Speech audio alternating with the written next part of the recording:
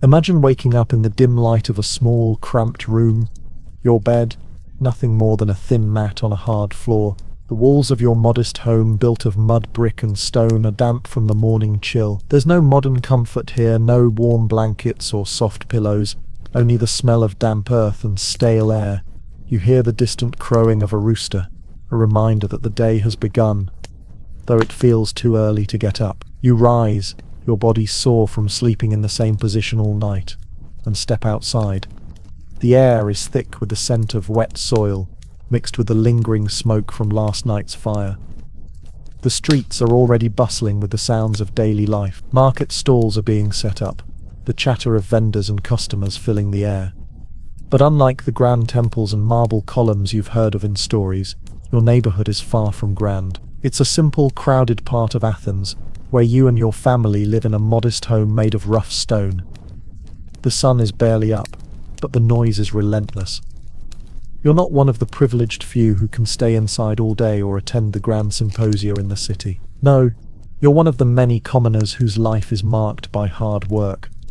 You don't have the luxury of wondering what the philosophers are debating, or what new arts the great sculptors are perfecting. Instead, you spend your days doing what you must to survive. Your first task of the day is to fetch water from the well. It's a short walk, but it's the first of many small tasks that will fill the hours ahead. You reach the well, and the weight of the water jar pulls at your shoulders. It's not an easy job, but it's a necessary one. You can hear the murmurs of other women and children, also fetching water for their families. There's a sort of quiet solidarity in this shared core, but also a clear understanding that this is the life you were born into. As you fill your jar, you glance around at the other workers. There's a farmer with a basket of vegetables, an elderly man with a cart loaded with firewood, and a few children carrying bundles of cloth. Each person, like you, is simply trying to make it through another day. There's no time for reflection on how far the city has come or where it's headed. There's only the here and now. Once your jar is full, you head back home. The weight of the water makes the walk back slower, but you push forward. You're no stranger to the hardship. It's a constant in your life, but it doesn't make it easier. The life of a commoner in ancient Greece is far from glamorous. It's a life defined by survival, by the daily struggle to meet your needs and those of your family. As you approach your home, you're reminded of the long hours ahead. There's work to be done in the fields, meals to prepare, and the constant worry that there might not be enough. But for now, it's time to rest and prepare for the next task. The life of a commoner in ancient Greece, from dawn till dusk. The struggle for survival. The sun climbs higher, its heat intensifying as the day unfolds. You've just returned home, your muscles aching from the weight of the water jar, but there's no time to rest. The chores never cease, and the day's work stretches out before you like an endless road. It's time to tend to the crops. The fields are a short walk away, but it feels as though they belong to another world. Here in the fields outside Athens, the noise of the city fades, replaced by the persistent sound of wind rustling through the tall grass, and the occasional chirp of a bird. Your father and brothers are already working, the sweat beading on their brows as they plant, tend and harvest. There's little room for rest when you rely on the land for food. You're not working in the grand orchards of wealthy landowners, where slaves and hired hands do the hard work. No, your family owns just a small plot, enough to feed your immediate family but not much more. The fruits of your labor will feed the hungry mouths at home and pay for your limited luxuries, like a rare piece of pottery or a few drops of olive oil. But there's no excess here. Everything you grow must be used, eaten, or sold. There's no room for waste. You bend down to help plant the olives, the soil cool beneath your fingertips. Each seed you place in the earth feels like a small act of rebellion against the uncertainty of tomorrow. Will the harvest be good? Will the rains come when needed? Or will another drought ruin everything, leaving your family to suffer? The weight of survival hangs over every task. Even the smallest mistake can lead to hunger. It's a constant balancing act, one that never lets you forget the fragility of life in the ancient world. As the hours stretch on, the heat becomes unbearable. Sweat drips down your neck and stings your eyes.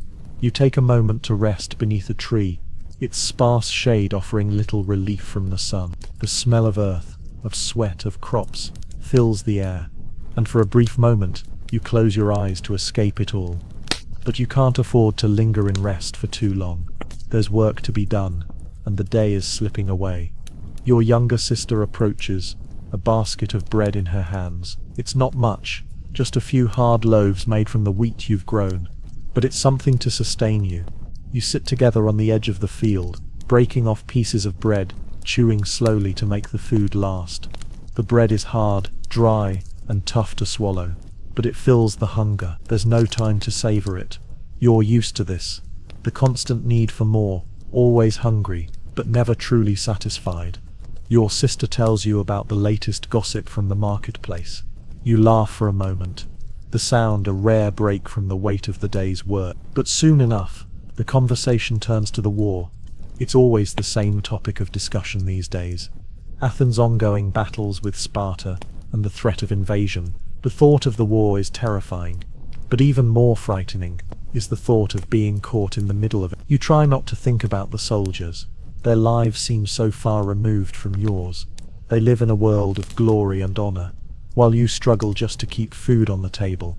The fire begins to burn lower, and the room grows cooler. Your family is settled now, the day's work done, and though there's no luxury in your life, there's a sense of community and togetherness. For a moment, the weight of as the day draws to a close. You return home, your legs heavy with exhaustion. The sky is tinged with orange and purple as the sun dips below the horizon. The sounds of the city come alive once again.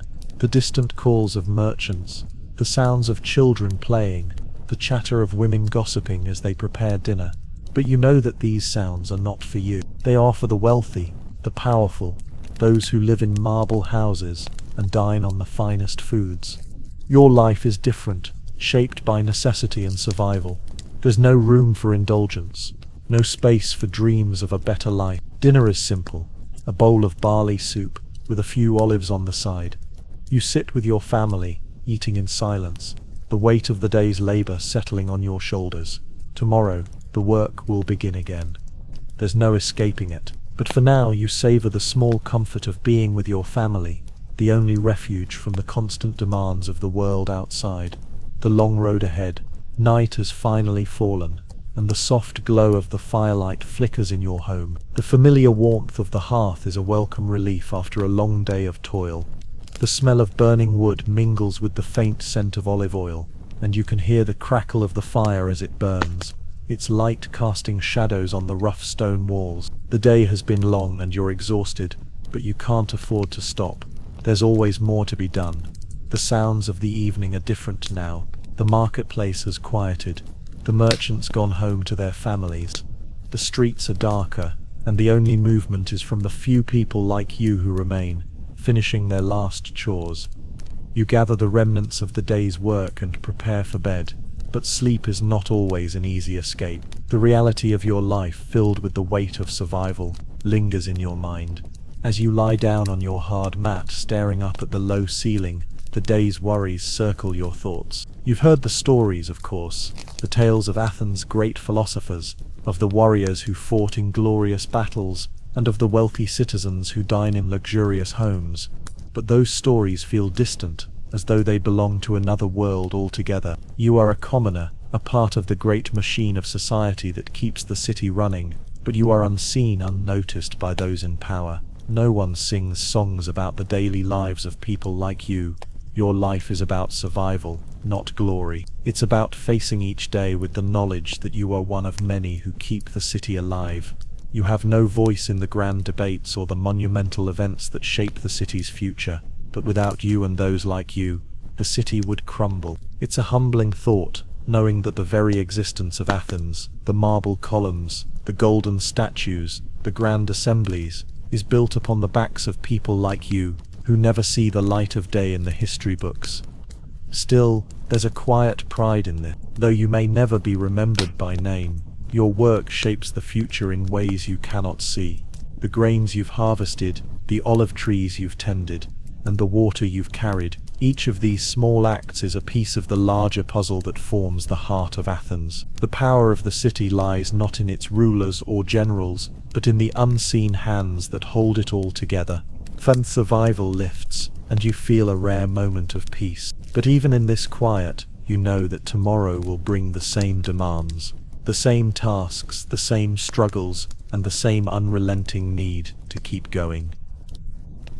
As you drift off to sleep, the sounds of the city fade, replaced by the quiet rhythm of your breathing. The life of a commoner in ancient Greece may be one of hardship and labor, but it is also a life of resilience. You, like those before you, will endure, and though history may never remember your name, your existence is woven into the very fabric of Athens, the forgotten workers of Rome, builders of an empire, the hidden hands behind the empire. Imagine standing at the base of a colossal aqueduct, its towering arches stretching high above you, carrying water into the heart of the great Roman Empire. The grandeur of this structure is undeniable, a testament to the engineering genius of Rome. But as you stand there, taking in the view, it's not the builders who are celebrated. They're long gone, their names erased from history, their contributions forgotten. You, a laborer, are part of this vast, unseen workforce that built the empire. Your life is spent in the shadows, working tirelessly to lay the foundations of Rome's monumental structures. The world knows of emperors and generals, philosophers and artists, but the workers like you remain invisible. Your work, though essential, is seen as nothing more than a means to an end. Your day begins before dawn, the air still cool and heavy with the scent of earth and stone. You don't have the luxury of waking up in a grand villa or enjoying a warm breakfast. Instead, you rise from a simple pallet on the floor of a modest apartment in the crowded insulae, multi-story apartment blocks that house the poor. The walls are thin, the air stuffy, and the noise from the streets outside never seems to cease. You gather your tools, a pickaxe, a trowel, and a heavy bag of lime for mixing mortar. The work is grueling, but it's the only life you know. You don't have the privilege of leisure or luxury. Your existence revolves around survival and labor. For most, the day's tasks involve a journey to the construction site, where you'll spend hours breaking stone, lifting heavy blocks, and mixing materials in the heat of the day. There are no safety nets, no breaks, only the constant pressure to work faster, harder, and without complaint. As you arrive at the construction site, you see the enormity of the task ahead. A new road is being built, connecting Rome to the outer provinces. The sun beats down relentlessly, and the dust from the stones fills the air, coating everything in a fine layer of grime. You can hear the clanging of metal against stone, the grunts of your fellow workers as they strain under the weight of the massive stones, and the overseer's sharp commands cutting through the noise. The work is dangerous. Many of your fellow laborers are injured, their bodies worn down by the constant strain. The overseers are strict, demanding, and often cruel, with little regard for your well-being. The only thing that matters is completing the task on time, no matter the cost. Yet in the midst of all this, there is a certain rhythm to the work. It's a grueling, repetitive cycle, but there's a sense of purpose in it. Every stone laid, every brick placed, brings Rome closer to its grand vision. Your sweat, your blood, your labor, these are the things that build the empire. The roads you lay, the aqueducts you construct, the walls you reinforce, they will stand for centuries, long after you and your fellow workers are forgotten. The day drags on, and the sun climbs higher in the sky. You break only briefly for a simple meal. Some bread, perhaps a small portion of olives or cheese. There's little time to enjoy the food. As the work calls you back, the heat becomes oppressive, your hands blistered and raw, your back aching from hours of lifting and carrying heavy stones. But you keep going. There is no alternative. This is the life of a Roman worker. As the sun begins to set, the work finally slows. You're exhausted, your body aching, but there's little relief in sight. Tomorrow will bring more of the same, the relentless cycle of work and survival. And yet, as you gather your tools and head back to the insulae, you can't help but feel a quiet pride in what you've accomplished. Though you may never be celebrated, though your name may never be remembered, you know that your labor has contributed to the strength of the empire. Life in the shadow of monuments. The evening air is cooler now, but the weight of the day's labor lingers in your bones. As you walk back through the bustling streets of Rome, you pass by grand buildings, temples, forums, and the towering walls of the city. These structures are the pride of the empire, the symbols of Roman greatness. Yet as you look at them, you know that your hands are the ones that helped build them, though your name will never be etched into their stones. The city is alive with noise, the chatter of merchants closing their stalls, the laughter of children playing in the streets, and the distant clatter of chariots. Yet amidst all this, you feel invisible. The people who pass by these monuments, the senators, the wealthy merchants, the patricians, they look at the buildings with awe and reverence, but they don't think about the people who labored to create them. They don't see you, the worker, the foundation of Rome's empire. To them, you are a shadow, a nameless part of the machine. Your home is in one of the insulae, cramped apartment blocks where the poor of Rome live. These buildings are starkly different from the grand structures you see in the city. The insulae are poorly constructed, often overcrowded, with narrow staircases and thin walls. The rooms are small, barely enough to fit your family, and the air inside is thick with the smell of sweat, hurt, and dampness. As you enter your apartment, you're greeted by the warmth of a modest fire burning in the hearth. Your family is gathered around, your children quietly playing with small wooden toys. The flickering light of the fire casts long shadows on the walls, but there is little comfort in it. You've worked hard today, but you know that tomorrow will be more of the same. More hours of labor, more back-breaking work, and more time spent under the watchful eyes of the overseers. Your wife hands you a simple meal, bread, a few olives, and some watered-down wine. It's nothing extravagant, but it's enough to stave off hunger. You eat quickly, not because you're ungrateful, but because you know that time is precious. There's no luxury in this life. Every moment is spent working, surviving, and trying to make it to the next day. As you sit there, your thoughts drift back to the construction site. The stone pillars you've helped erect will stand for centuries, but will they ever tell the stories of the men and women who built them? The great temples and roads of Rome will remain as symbols of power and wealth, but they will never speak of the blood, sweat, and tears that went into their creation. You, the laborer, will never be remembered. Your life will fade into the background, overshadowed by the grandeur of the empire. But still, there's a sense of satisfaction in the work. You know that without workers like you, Rome would not be what it is. The empire may be built on the backs of the rich and powerful, but it is sustained by people like you, those who carry the weight of the world on their shoulders and never ask for recognition. As the evening draws to a close, you rest your weary body on the thin mat that serves as your bed. The city's noise continues outside, but inside your apartment, there is a rare moment of peace. You close your eyes, feeling the exhaustion of the day wash over you. Tomorrow will be another hard day, but you are part of something much larger than yourself. A piece of the great machine that is the Roman Empire, the legacy that lives on.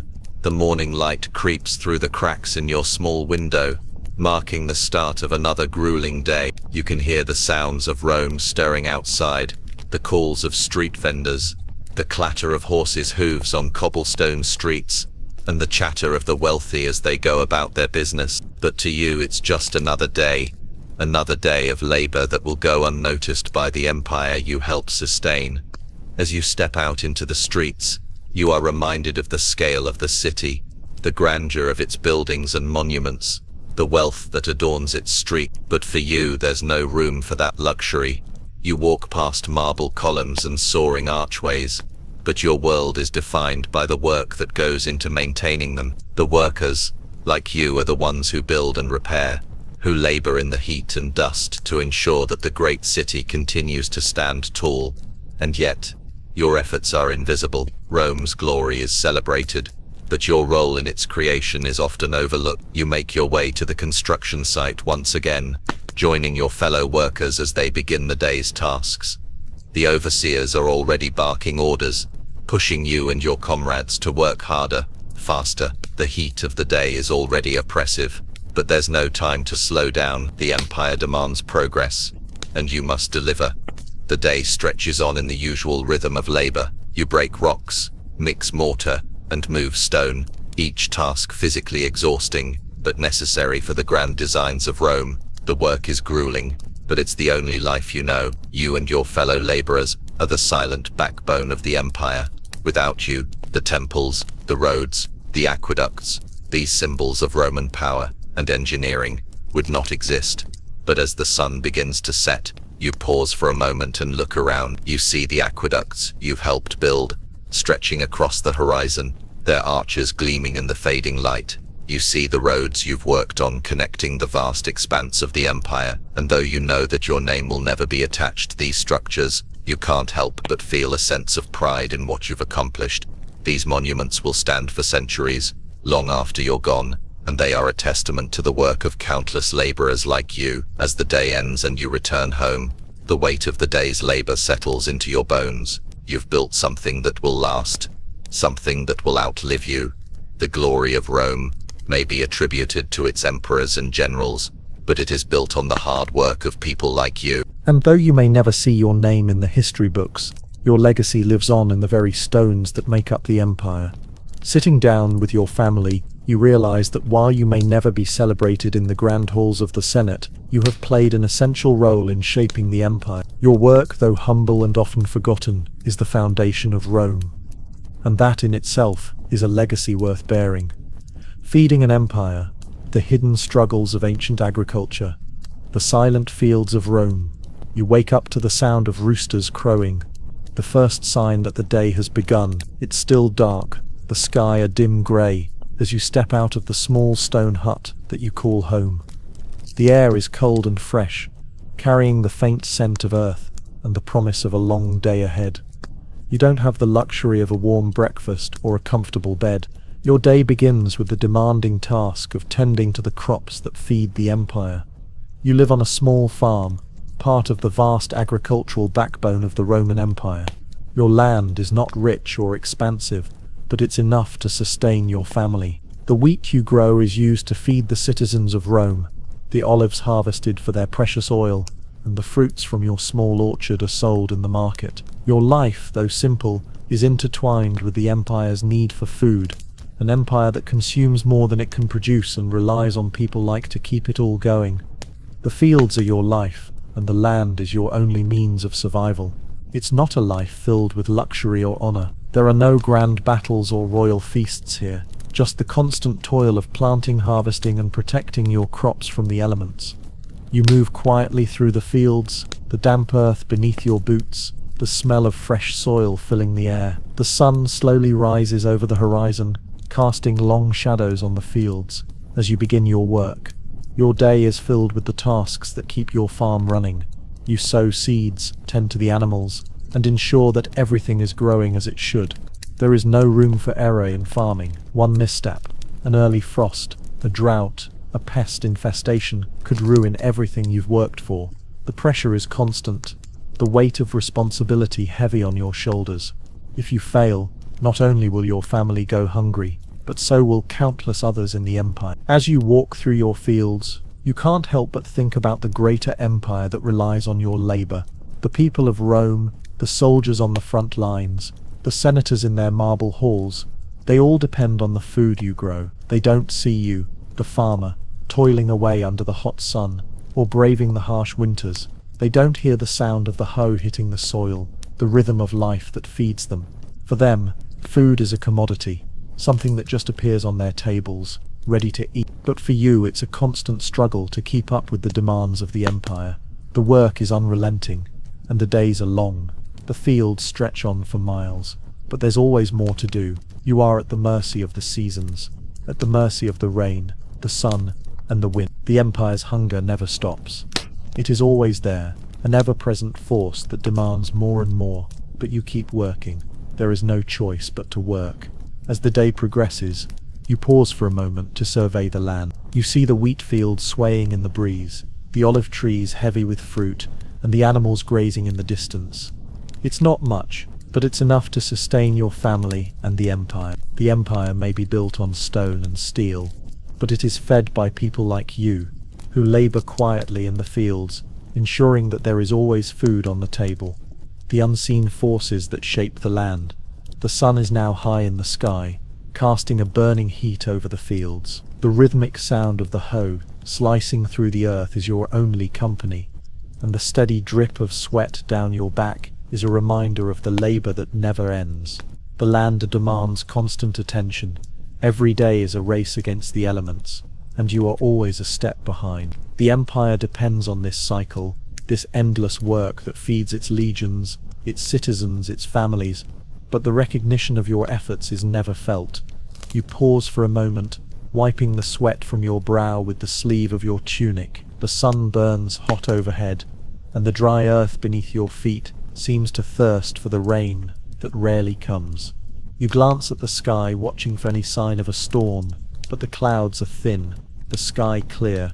The crops can only survive if the rain comes at the right time. If the rains don't arrive soon, your wheat might fail. If the drought continues, your olive trees will wither, and if that happens, the empire, already struggling to feed its growing population, will suffer. The pressure of it all weighs heavily on you. You work not only for your family's survival, but for a far larger force. Rome, a city that depends on the food grown in the fields to fuel its mighty army and feed its growing population. The weight of the empire's hunger is a burden you carry in silence, day after day. As you tend to the fields, you know that the senators in their grand forums or the generals on the battlefield will never know the true cost of their lavish feasts or military campaigns. They will never feel the sting of drought or the exhaustion of working the land by hand. The soil beneath your hands is your connection to Rome, yet you feel distant from it. You have no voice in the decisions that shape the empire. You don't stand in the Senate, debating the policies that affect your life. Instead, you wake up every day and tend to the land, doing what must be done, without question. You are a part of something much larger, yet you are unseen. Your thoughts are interrupted by the distant sound of chattering children in the village. They're laughing, playing, a brief reprieve from the relentless cycle of labor. You watch them for a moment, wishing for a life less burdened by the weight of survival. But then you turn your attention back to your work. The children will grow up, one day, to carry the same burdens you do. They will inherit the fields, the responsibility, and the never-ending demand to provide. As you continue your work, you can't help but think of the vast network of people like you, farmers and laborers, who toil in the shadows of Rome's glory. They are the ones who make Rome run, though they remain hidden behind the empire's grand monuments. The emperor's triumphs, the victories in distant lands, are celebrated, but the hands that feed Rome, the ones who keep the empire's heart beating, remain nameless. By the time the sun begins to set, your day is far from over. You gather your tools, ready to head back to your humble home, but the task of ensuring the crop's survival never truly ends. There's always more to do, always another problem to solve. The earth is unpredictable, and every season brings new challenges. The price of hunger, night has fallen, and the fields are now quiet. The air is cooler, and the chirping of crickets replaces the clamor of the day. You stand outside your home, gazing across the land, your body weary from the day's labor. The work is never truly done, but for tonight, you've earned a moment of respite. You listen to the night sounds of the village, the distant murmur of voices, the crackling of fires, and reflect on the weight of the work that sustains an empire. The simple meal your family has prepared sits in front of you. Bread, a few olives, and a small portion of the fruit from the orchard. It's nothing luxurious, but it's enough to stave off hunger for the night. You chew slowly, savoring each bite, knowing that tomorrow you'll be back in the fields, where the work is never-ending. The empire's hunger is always present, a relentless force that shapes every aspect of your life. As you sit there, you can't help but think about the Romans in the city, the ones who will sit down to sumptuous feasts at the senators' tables or at the emperor's palace.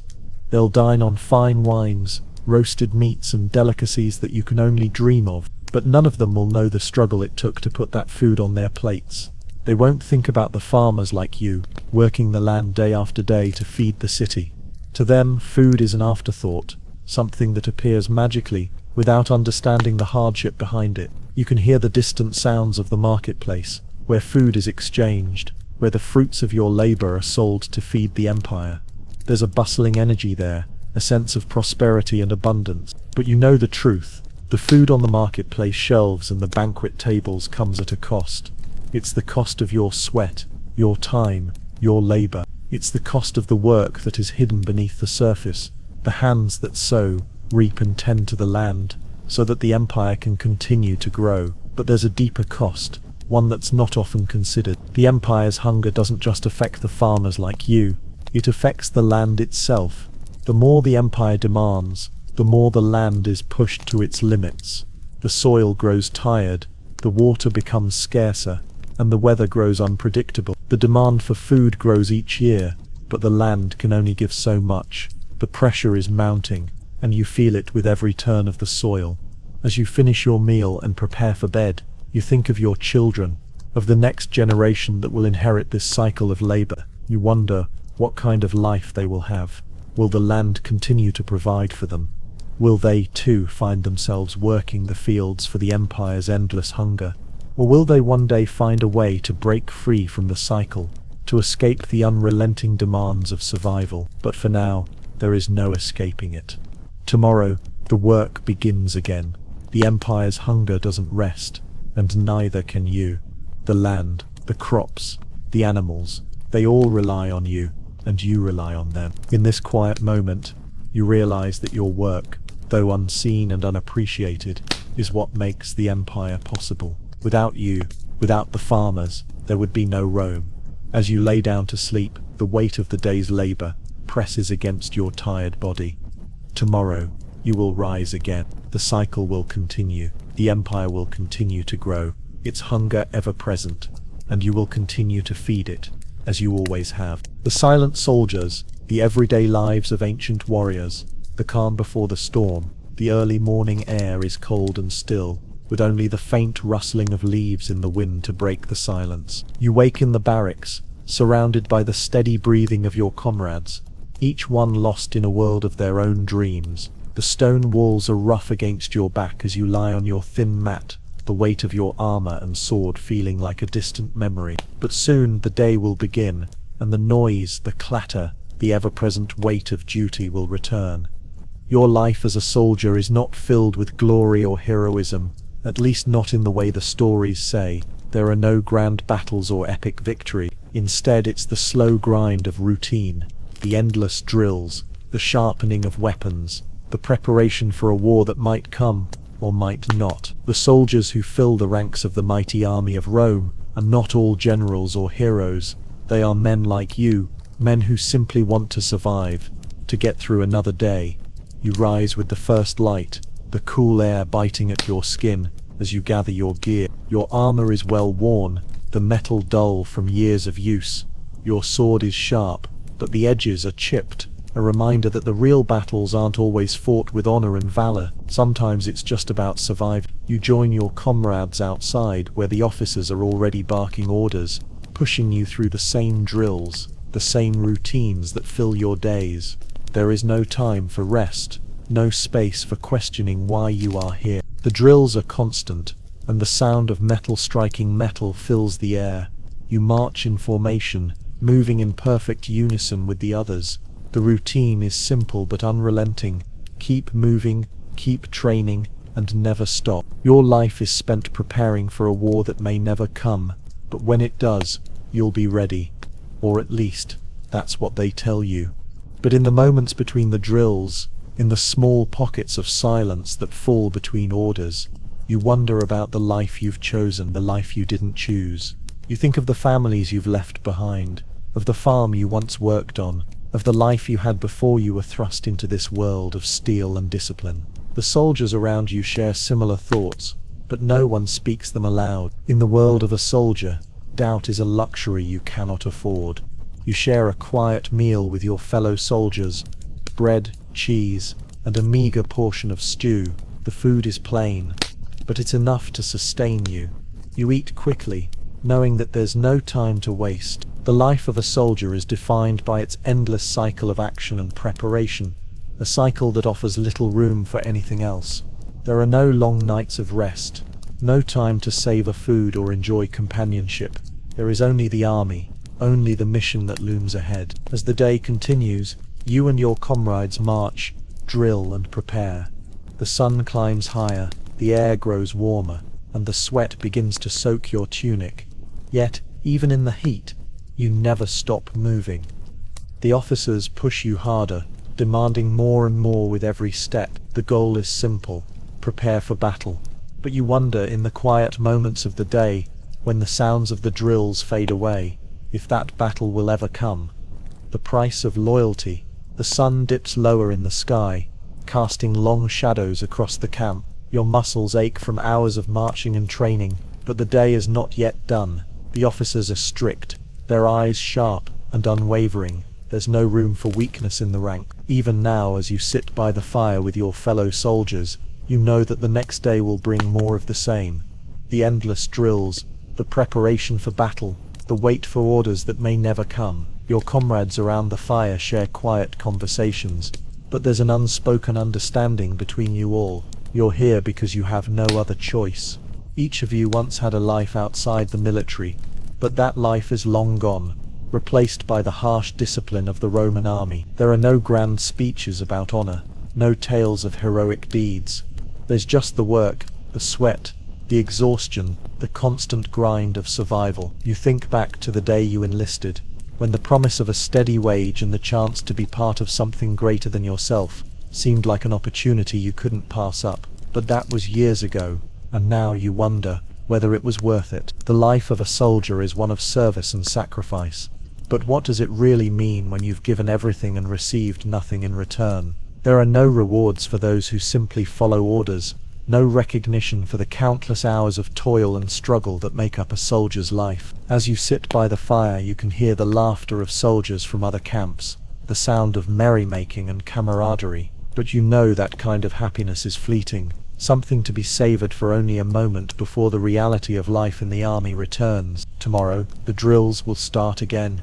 The officers will bark their orders, and you'll obey without question. You'll march, you'll fight, and you'll do it all over again.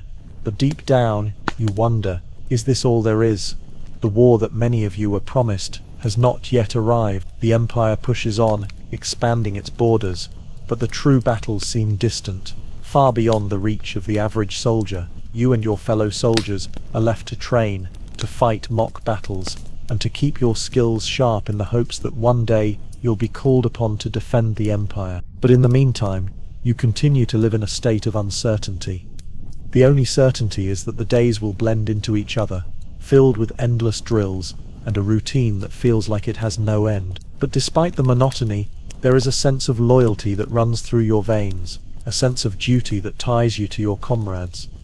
You may not know what tomorrow holds, but you know that the soldiers beside you will be there, just as you will be there for them. This bond, formed in the fire of training and the grind of daily life, is the only thing that keeps you going. The empire may never know your name, and history may never remember your deeds, but your loyalty to your brothers in arms is something that will never fade.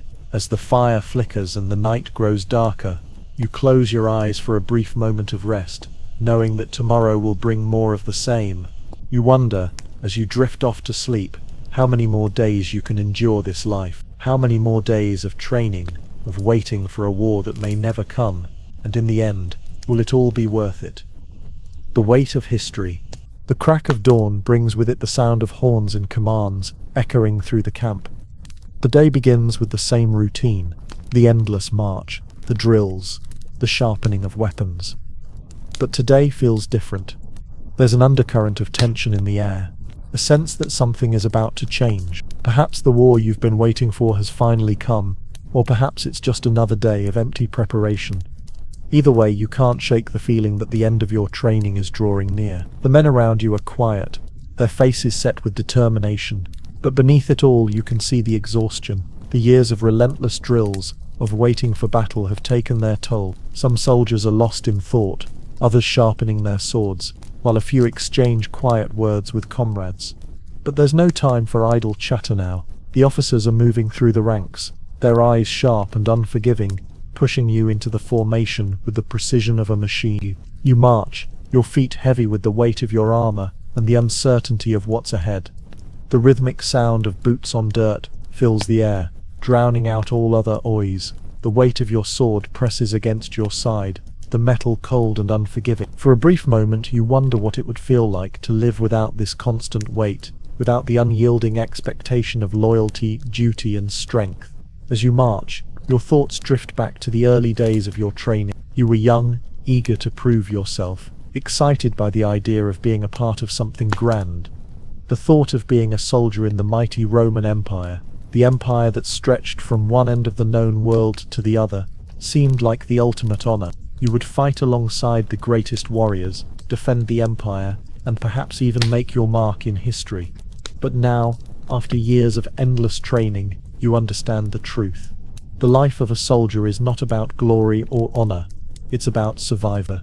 It's about enduring the days of hardship, the endless drills, the waiting, and the fear of battle that never seems to come. You begin to understand that your place in history will be defined by something far simpler than the stories of conquest and victory.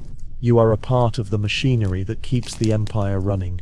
Your loyalty, your sacrifice, these are what keep the world turning. The sun beats down on you as you continue to march, sweat dripping down your face, your muscles aching.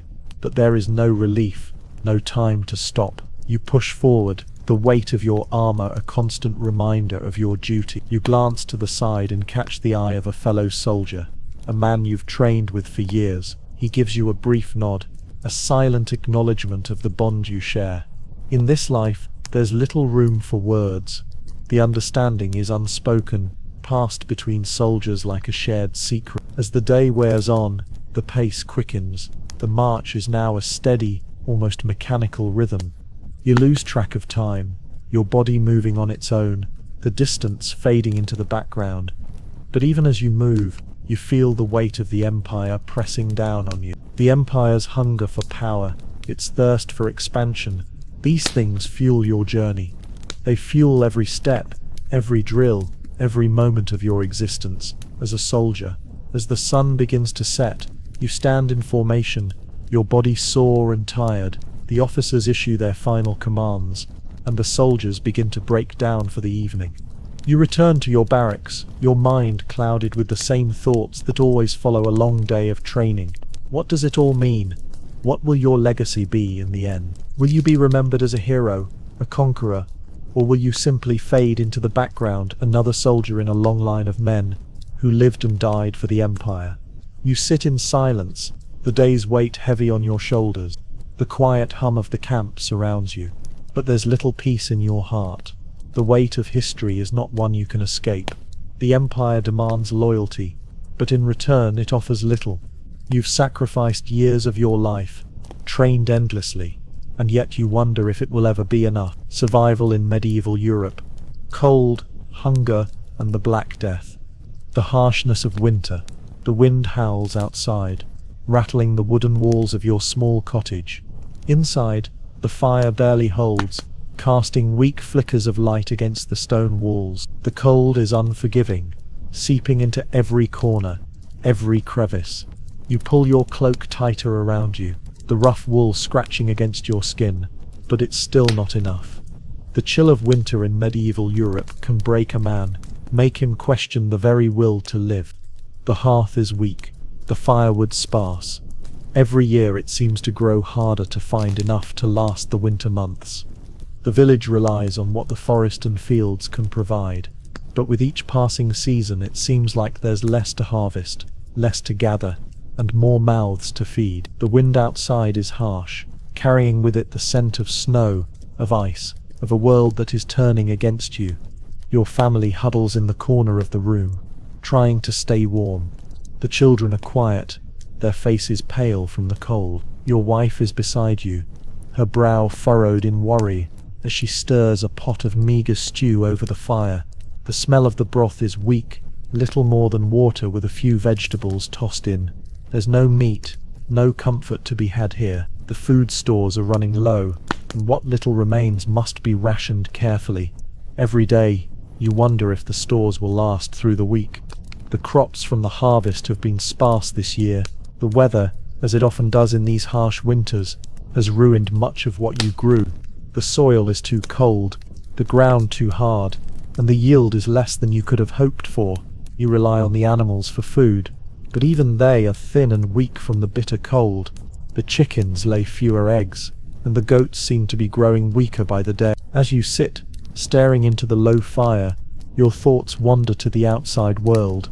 News travels slowly, carried by traders and wandering pilgrims, and it is hard to tell what is true and what is rumor. But there are whispers of something much worse than the cold. A sickness sweeping across the land, people falling ill, dying in the streets. The Black Death, they call it. You have heard the stories from travelers who pass through, their eyes wide with fear as they recount entire villages wiped out by the plague. You wonder if your village will be next. How long until the sickness arrives here? Life in medieval Europe is a constant battle. Survival is a daily struggle, fought against the harsh elements, the scarcity of food, and the ever-present threat of disease. The seasons are unpredictable, the weather unkind, and the threat of death looms over everyone. The Black Death is a shadow that hangs over your life, a reminder that no matter how much you try to prepare, no matter how hard you work, there is always something more powerful than you, something that can take everything away in an instant. As the fire crackles, you think of your ancestors, those who lived through similar winters and survived. They didn't have much, but they had enough to get by. They had a sense of community, a sense of hope.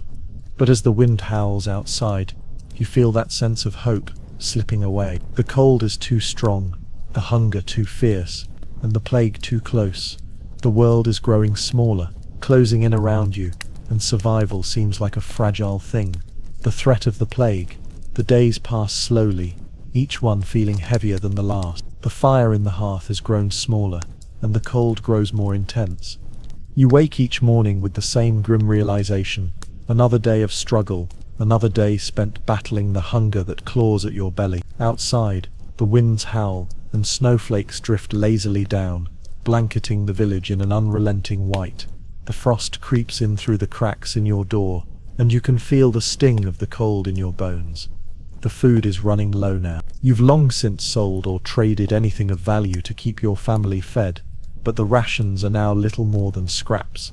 The children are quieter these days, their faces drawn, their eyes wide with hunger and fear. Your wife tries to keep up appearances, pretending that everything will be fine, but you can see the worry in her eyes. She knows as well as you do that something is terribly wrong. You've heard rumors from traders passing through, whispers of sickness and death spreading across the land. People in the next village over are dying, whole families struck down in a matter of days. The disease moves quickly, like an unseen force claiming lives indiscriminately. They call it the Black Death, though no one can say exactly what it is or where it came from. Some say it's a punishment from God. Others claim it's spread by the rats or by the very air we breathe. No one knows for certain, but the fear is real. You can feel it in the way people speak in hushed tones, the way they keep their distance. Your neighbor, old Henry, has been ill for several days. His once strong frame is now a shadow of itself, and you've heard no sounds coming from his cottage. You wonder if it's the plague, or just the cold that has taken him. The villagers have begun to avoid each other, staying indoors as much as possible.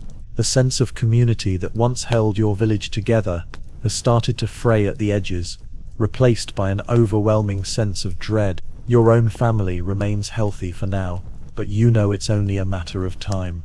The fear gnaws at you constantly. You cannot escape the thought that one day you'll wake up to find someone sick, to see the telltale signs of the plague, a fever, a cough, and the horrific blackened sores that mark the disease's final stages.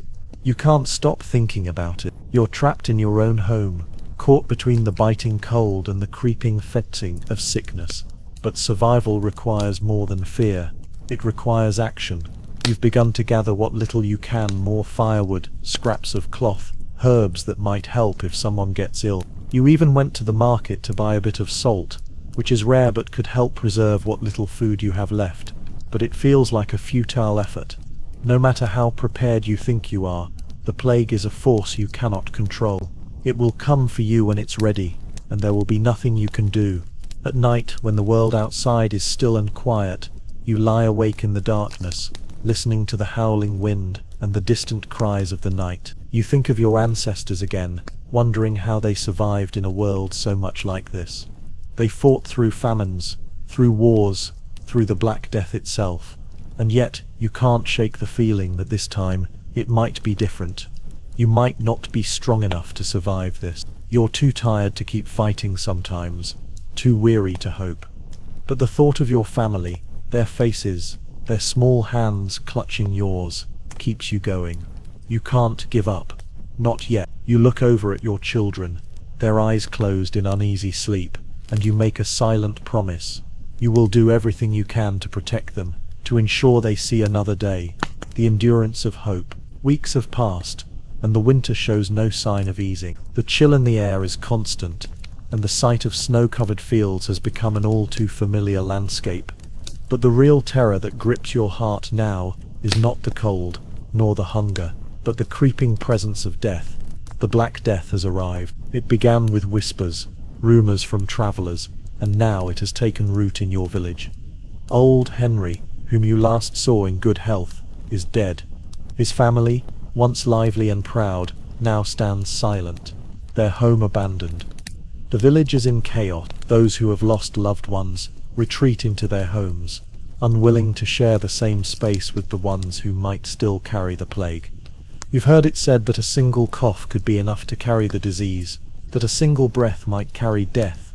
But still, life must continue. You rise each day, the fire flickering weakly in the hearth, as you do what you must to survive. You gather more firewood, scrape together what little food remains, and huddle together with your family to stay warm. The streets are eerily quiet. The church bells toll, but no one attends the services anymore.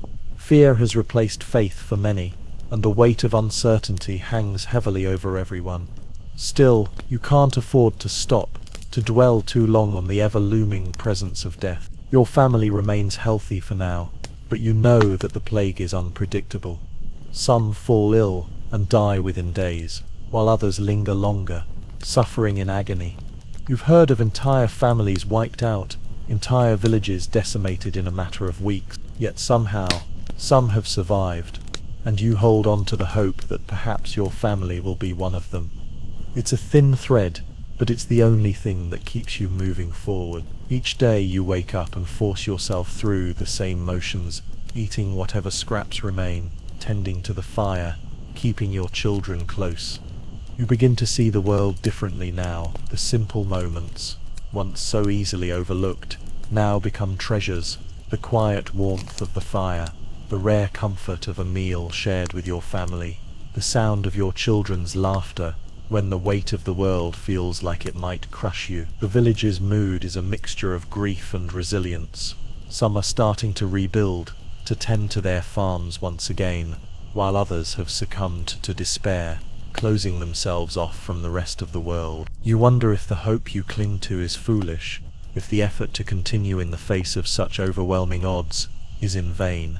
But then, you see your children, their faces bright despite the suffering around them, and you know you must keep going. They look to you for guidance, for protection. You cannot afford to let fear take hold. As the days stretch into weeks, you hear that some in the village are starting to recover. The plague has passed over some homes, sparing them for reasons no one understands. There's a strange kind of quiet hope in the air now, a fragile sense of possibility. But there are still many who mourn, whose lives have been forever changed by the ravages of the plague. The dead are buried quickly, with little ceremony, and the village's population continues to dwindle. Yet, life in whatever form it may take, persists. You spend your nights now, reflecting on the years that have passed, on the hardships you've faced, and the unexpected strength that has kept you going. The Black Death is a shadow that follows you, but you are not yet ready to let it claim you. You know it may return, that it may take more lives, but for today, you survive. Life in the shadows of kings, the untold story of medieval servants. the unseen labor. The halls of the castle are vast, cold, and echo with the sounds of noble voices and the clinking of armor. But for you, there is no glory in this place. You are a servant, one of the many who keep the wheels of the kingdom turning, though your name will never be spoken in the history books. You wake before the sun rises, long before the noble family you serve stirs from their warm beds. The castle is still, the only sound the faint crackling of the hearths in the great hall. Your day begins with the simplest of tasks: gathering firewood, cleaning the floors, preparing the meals that the lords and ladies will consume without a second thought. The stones beneath your feet are cold, and the air is thick with the smell of damp earth and musty stone. The castle is beautiful to the eyes of the lords and ladies, but to you it is a prison. You work in the shadows, your existence defined by the needs of others. You move quickly, silently, so as not to disturb the sleeping noble family. They don't notice you, they never notice. They don't see you running up and down the stone stairs, carrying buckets of water, scrubbing floors, or mending clothing. To them, you are nothing more than a fixture in the background of their luxurious lives. They have their own worries, banquets to attend, politics to navigate. But you and your fellow servants, you are there to serve, to remain unseen. As the sun rises, you make your way to the kitchen, where the fire is already crackling in the large hearth. The cook is already hard at work shouting orders, and you join in the labor, chopping vegetables, stirring pots, preparing the bread. The kitchen is loud, chaotic, but to you, it is a familiar rhythm. It is in this space, away from the nobles, that you find a sense of purpose. Here, you can at least contribute, even if you never receive recognition for it.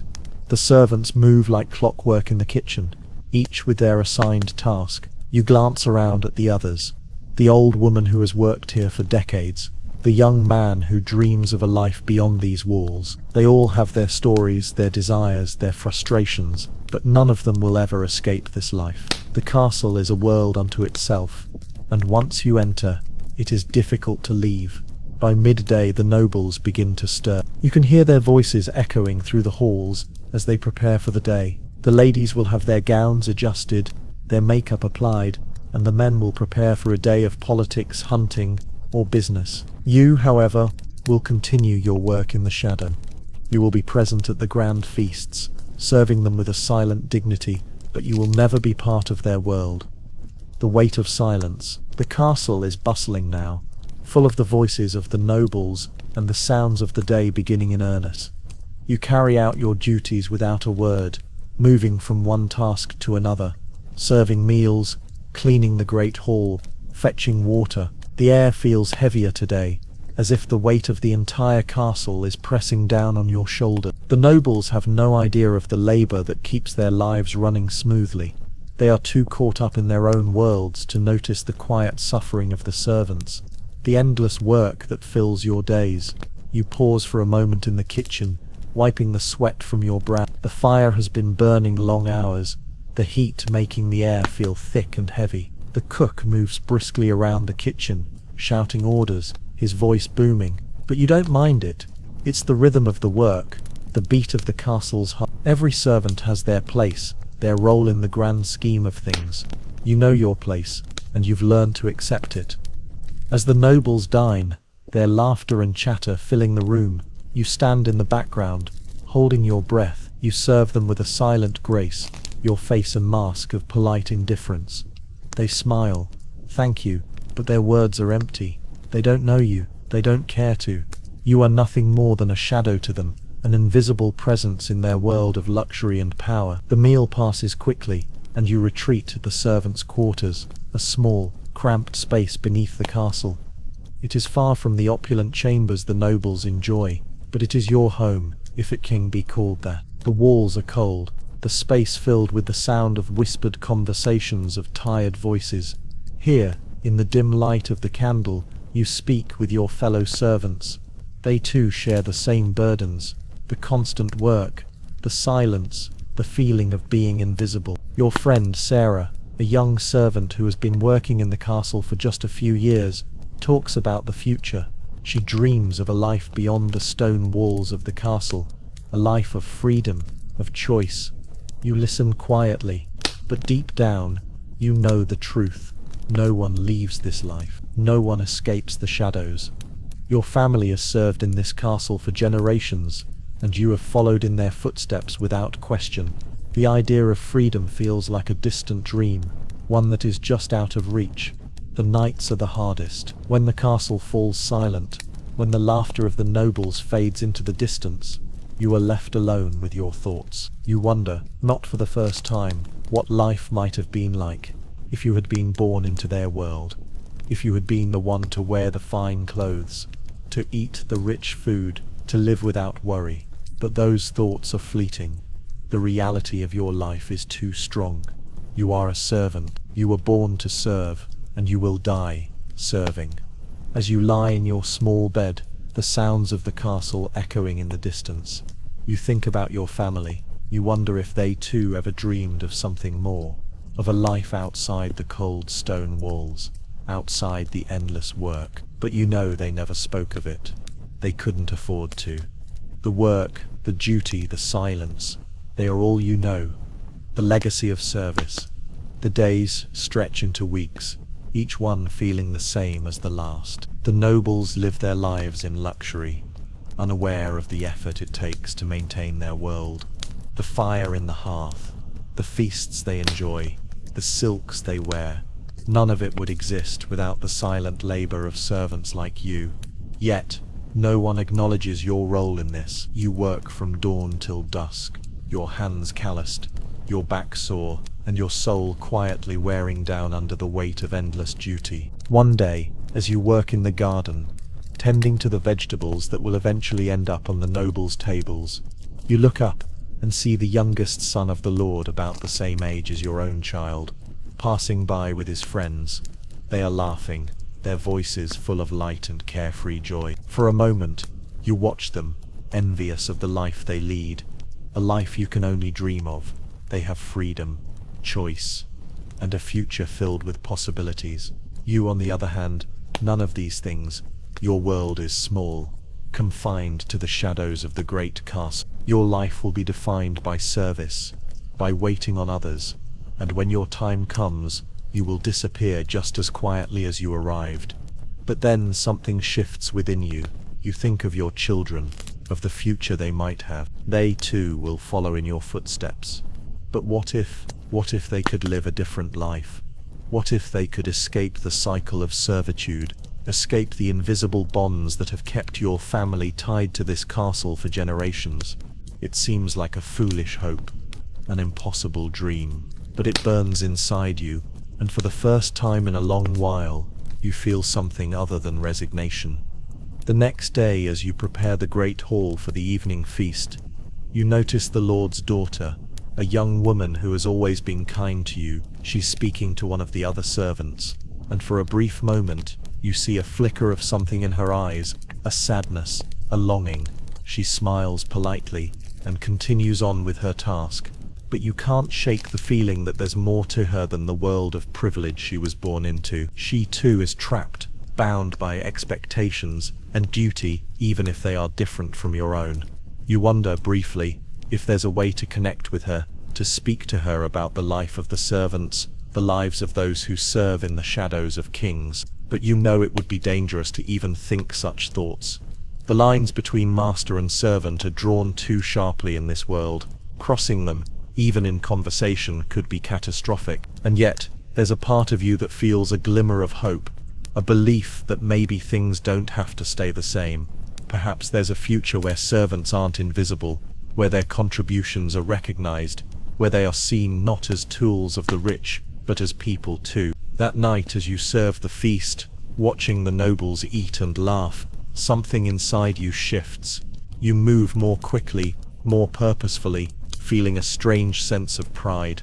You have served this family for years, but you know now that this life does not define you.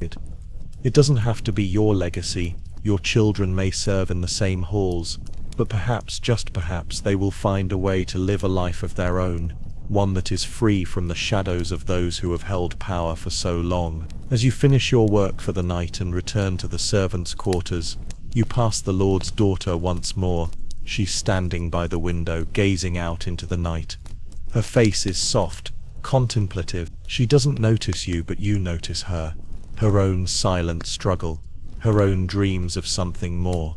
You wonder if, somewhere deep inside, she too yearns for something different. The silent revolution, how ancient trade shaped our world.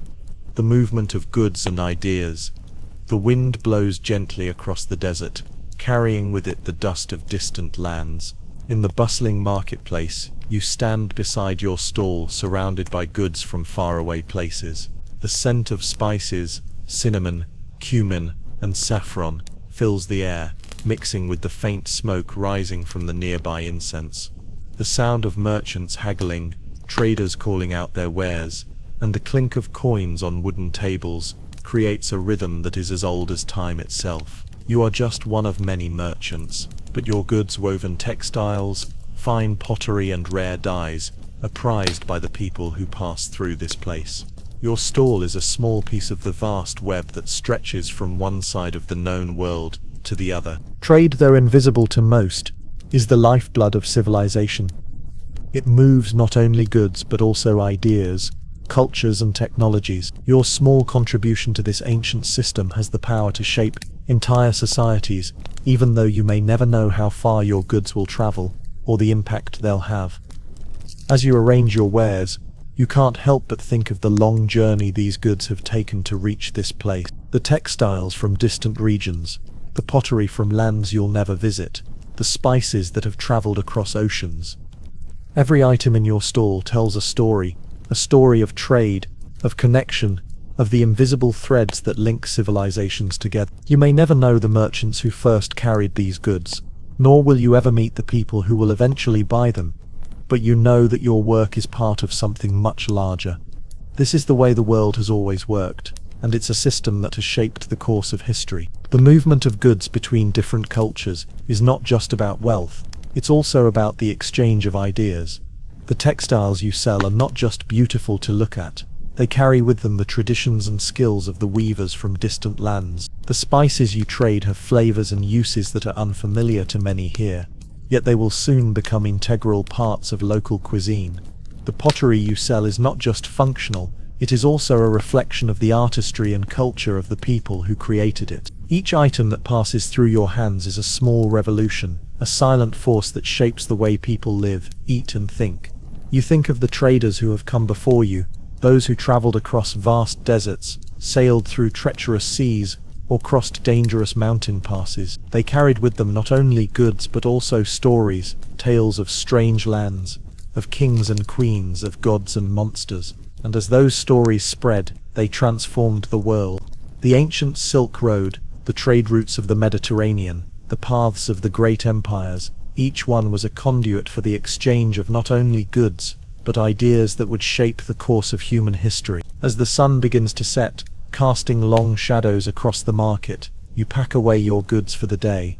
Tomorrow will bring more of the same, more goods to sell, more buyers to haggle with, more goods to trade. But you know that the work you do is part of something much larger, something that has been happening for centuries. You may be just one small merchant, but the goods you sell are part of a vast network that has connected the world for millennia. The flow of knowledge and culture.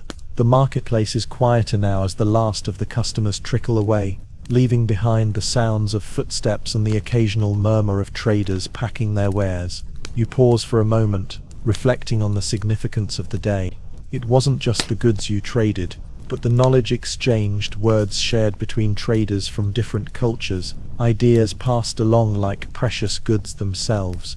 You remember a conversation you had earlier with a fellow merchant, a spice trader from the south. His cargo, brought from distant lands, was prized for its rare and exotic flavors, but the stories he shared were perhaps even more valuable than the spices themselves. He spoke of the distant empires of the East, of new methods of cultivation and production that had never been seen here. With every conversation, the flow of knowledge and culture between distant peoples continues to expand, shaping the way societies think, live, and evolve.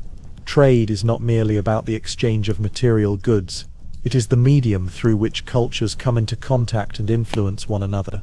The textiles you sell come with the intricacies of weaving techniques from distant lands, techniques that will soon be adopted and adapted in this marketplace.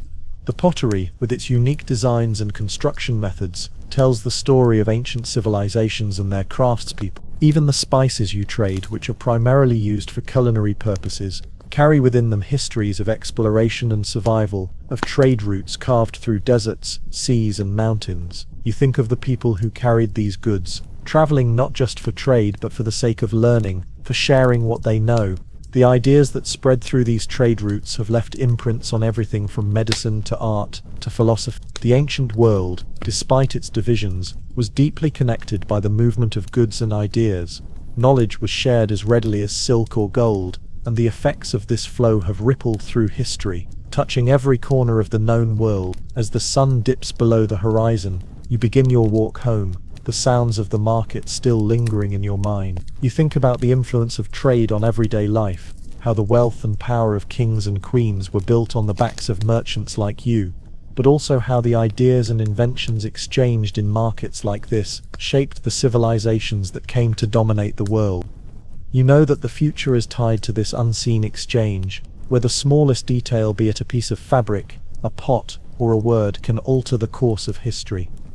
The legacy of ancient trade. The moon rises high above the marketplace now, casting silver light on the empty stalls and quiet streets. The day's bustle has faded, but the impact of the trading, the exchanges, and the conversations still lingers in the air. The merchants, weary from their day, retreat to their homes.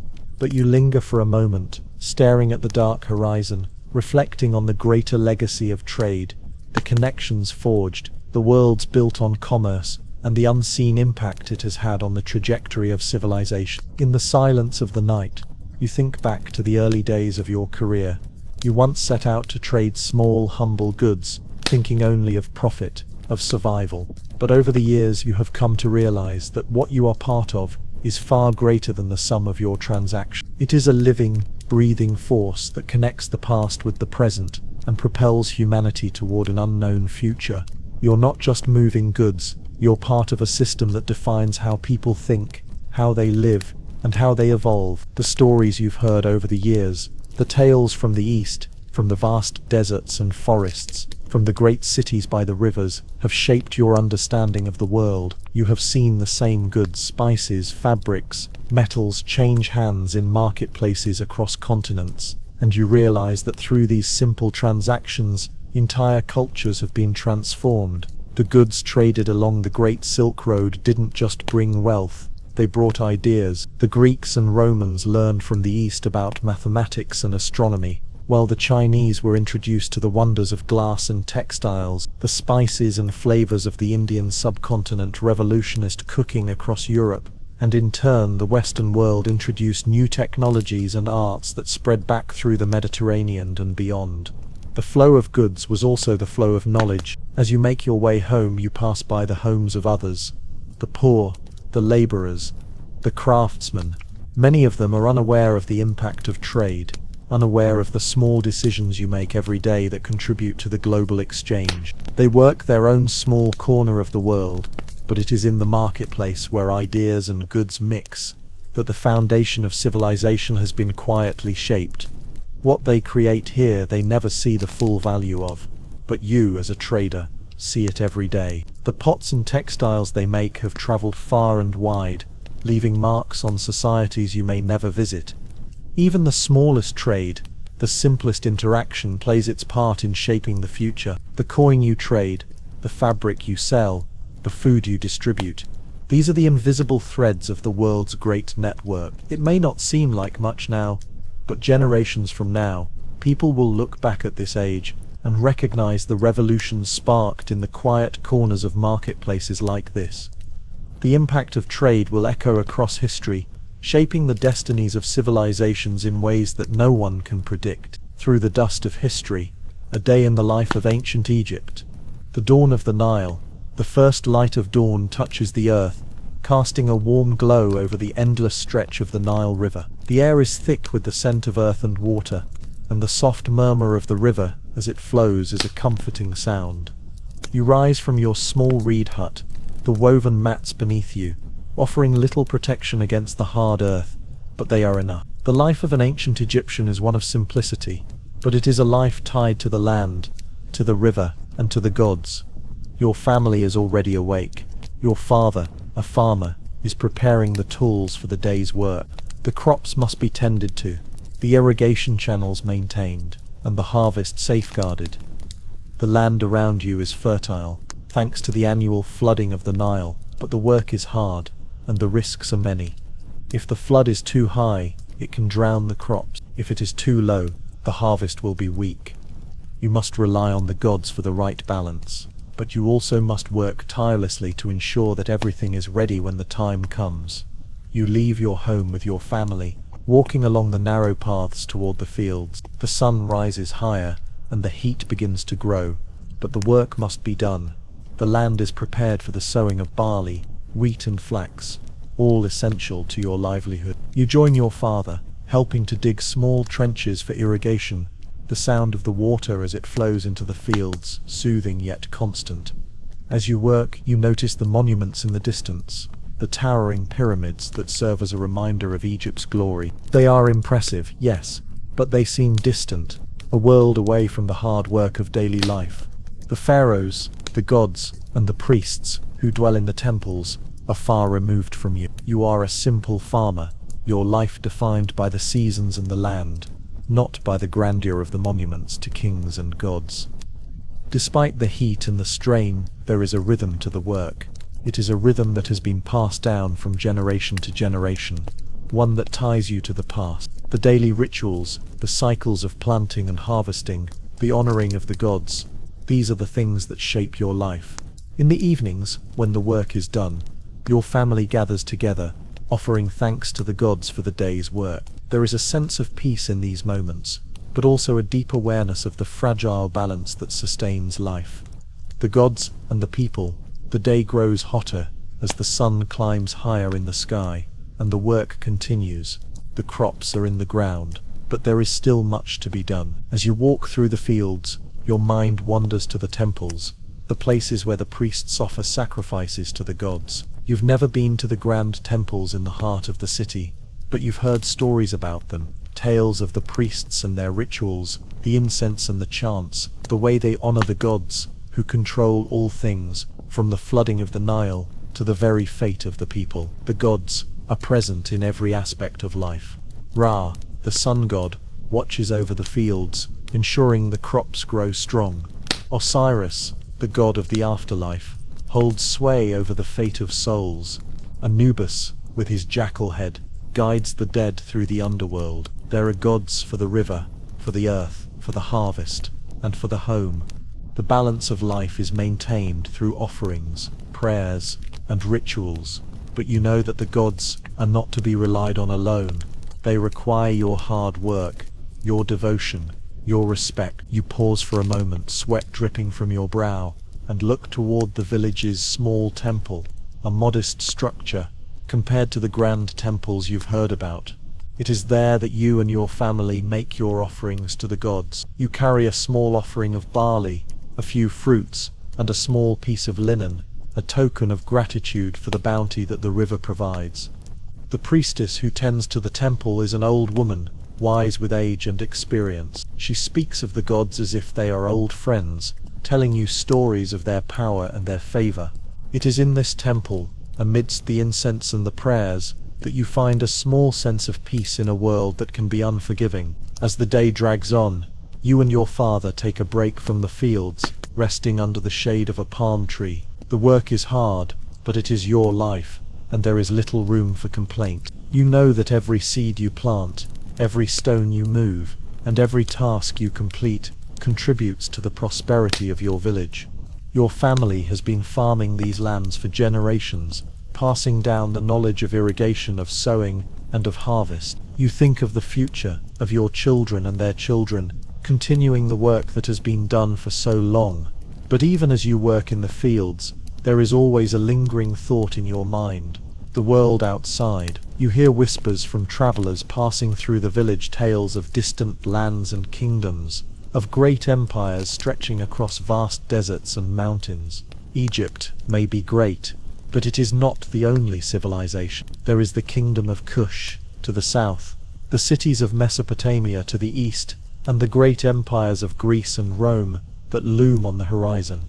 The world is changing, and you wonder what the future will hold for your people. Will the gods continue to favor Egypt, or will the winds of change bring something new? The enduring cycle. The sun begins its descent behind the horizon, casting long shadows over the fields. The work of the day is nearly done, but there is still time to reflect as you sit in the cool evening air. The river flows steadily, and the breeze carries with it the scent of the earth, of life and death in equal measure. In these quiet moments, you can't help but think about the future. The future of your family, your village, and Egypt itself. You look at the fields around you, the crops swaying gently in the wind, and realize that life here is a delicate balance. The Nile's waters bring prosperity, but they can also destroy. The gods bring blessings, but they can also bring punishment. Every year the floodwaters come and go, and you know that survival is never guaranteed. The life of an Egyptian farmer is marked by hard work, but it is also defined by waiting for the right season, waiting for the gods' favor, waiting for the harvest. The rhythm of your life is tied to this waiting, to this cycle of uncertainty. As the stars begin to twinkle in the sky, you return home, where your family gathers around the hearth for the evening meal. Your mother has prepared a simple meal of bread and lentils, with a bit of fish from the river. The food is nourishing, but there is always a sense of quiet hunger that lingers in your stomach. You know that this year's harvest may be good, but next year's might not be. And so you eat in silence, grateful for what you have, but ever mindful of what you might lose. In the distance, the massive pyramids rise above the village, their ancient stone walls still standing tall after centuries of labor. They are a reminder of Egypt's greatness, of the pharaohs who ruled and the priests who served them. You can't help but wonder how many generations will pass before the monuments to Egypt's glory will fade, just as the pyramids will one day crumble into dust. But for now they remain, symbols of a civilization that has withstood the test of time. Your thoughts drift back to the gods. Their presence is always with you, their favor always uncertain. You offer your prayers to Ra, Osiris, and Isis, hoping that they will continue to watch over your family and the land. The gods are everywhere, in the river, in the fields, in the homes. Their influence is invisible, but undeniable. It is they who determine the fate of Egypt, not the pharaohs or the priests, but the unseen forces that govern the universe. As you lie down to sleep, the sounds of the village quieting around you, you realize that your life is shaped by forces far beyond your control. The gods, the river, the land, all of these things influence your every move, your every decision. Yet, in the midst of it all, you are a small part of a much larger story. Your work, your struggles, your triumphs, they are but a fleeting moment in the grand history of Egypt. The silent wars, how small skirmishes led to empire expansion. The unseen battles. The sun is setting behind the hills as you and your comrades march across the dry, barren landscape. The air is thick with dust, and the distant sound of metal clinking against armor fills the silence of the march. Today, the army moves toward a small border village, one that has been resisting the expansion of the empire. To the generals and the leaders of the empire, this is just another skirmish, just another battle in the endless war of conquest. But for you and the other soldiers, this is a fight that will shape your lives, your future, and the fate of the empire. The warlords and kings of the neighboring lands are not the ones you fight. Instead, it is the common people, the villagers, the farmers, the craftsmen, who are forced to fight for the survival of their homes. Theirs is not a war of strategy or glory, but a struggle for their way of life. To you it's another day, another fight that serves the empire's endless hunger for power and control. The battle you are about to fight will not be the one that decides the fate of empires, but it will be the one that pushes the borders of your empire just a little further. These small skirmishes, the ones fought in the shadows, are the ones that gradually reshape the world. The generals and politicians may take the credit for the great victories, but it is soldiers like you, fighting in distant villages, who carve the path toward empire expansion. The soldiers, weary from the march, adjust their gear and prepare for the upcoming skirmish. The officers are already giving their orders, their voices carrying over the low murmur of the men. You can feel the tension in the air, the weight of what is about to come. The village is not large, and the battle will be swift. The resistance is weak, but the message must be sent. The empire must expand, must conquer, and must never stop. You think of the civilians in the village, their homes, their families. They don't understand the larger forces at work, the reason behind the empire's need to expand. To them, this is not a battle of ideology or power. It is simply an attack on their way of life. You can't help but feel a pang of guilt as you think of the people who will die in the coming clash. They will be remembered as casualties in the larger game of empire, their struggles lost in the annals of history. The weight of victory. The battle is over, and the dust settles over the field. The sounds of clashing swords and the cries of battle are replaced by the quiet rustling of the wind and the occasional grunt of the wounded.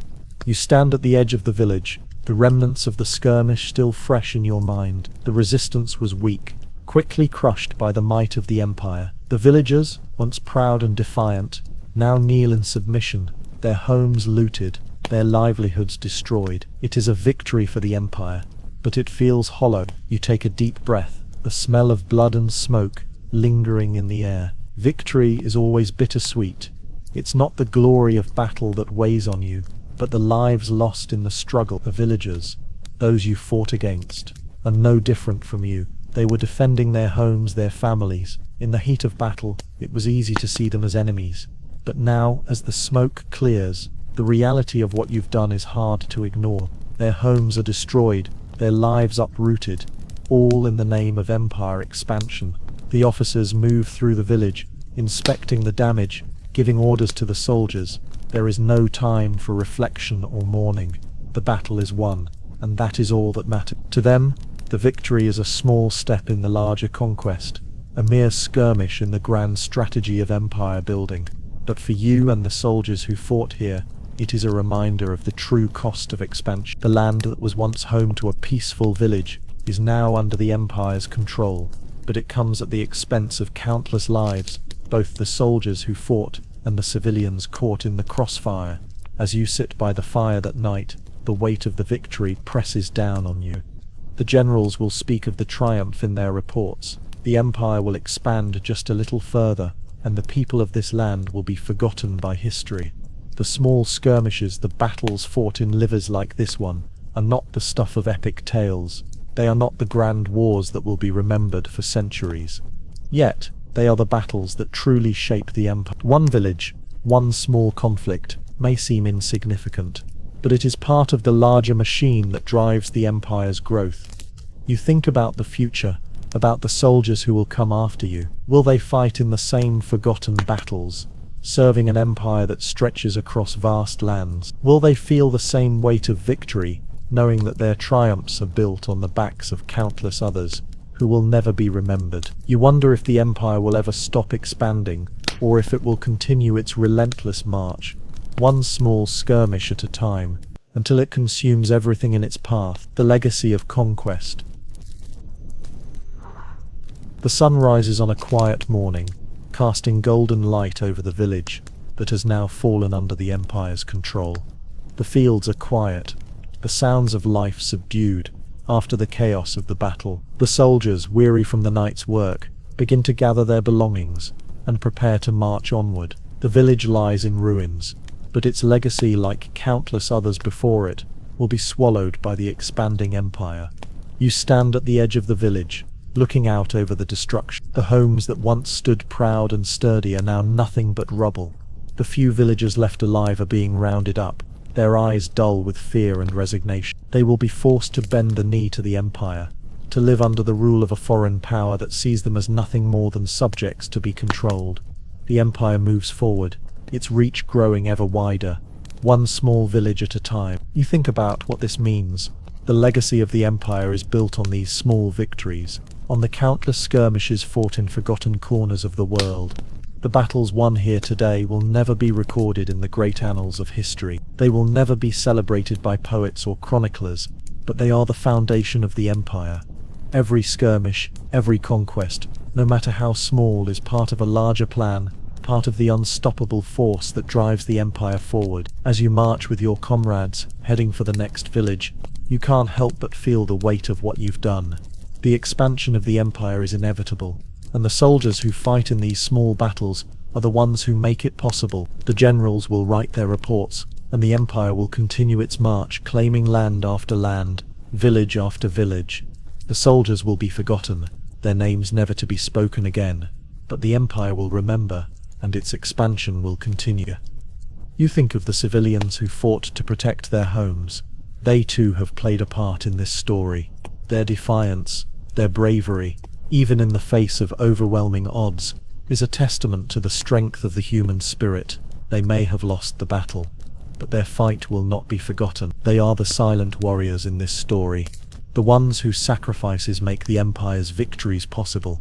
As you march into the next village, ready for the next skirmish, you wonder what the future will hold. Will the Empire ever stop expanding, or will it continue to grow until there is nothing left to conquer? Will the silent warriors who fight these small battles ever be remembered, or will they fade into the shadows of history, their lives defined by the wars they fought, their names forgotten by time? The backroads of history, everyday lives behind famous discoveries, the hidden pioneers. The world is full of grand discoveries, new lands, great inventions, theories that change the way people understand the world. But behind each great discovery, there are countless unseen individuals, whose names are rarely remembered, whose contributions remain in the shadows.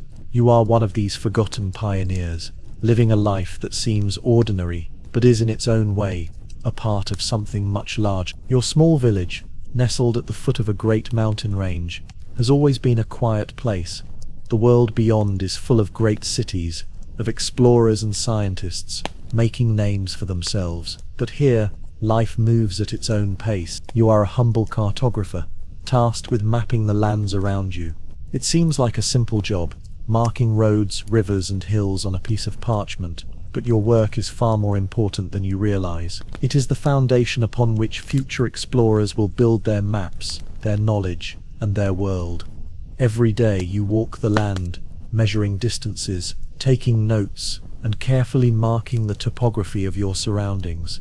The work is slow and tedious, but it is necessary. You have no way of knowing it yet, but the maps you create will one day be used by great adventurers to chart new lands, to connect distant kingdoms, to open up trade routes that will change the world. Your maps, though unremarkable in their time, will become the framework upon which future generations will base their knowledge of the world. The work is not glamorous. You spend hours trudging through forests, crossing rivers, and climbing hills to take accurate measurements. The heat of the day wears you down. The cold of the night chills your bones.